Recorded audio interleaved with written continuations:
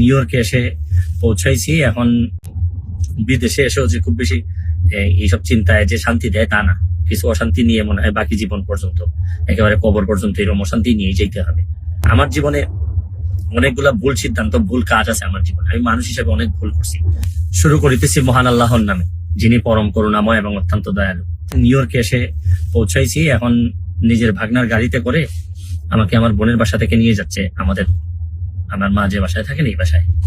তো থাকতে থাকতে অনেকগুলা মেসেজ পেয়েছি বাংলাদেশ থেকে। যদিও এটা নিয়ে খুবই আমি চিন্তিত ছিলাম, বা কথা বলা দরকার আমি ভাবতেছিলাম, বিভিন্ন কথাবার্তা হয়।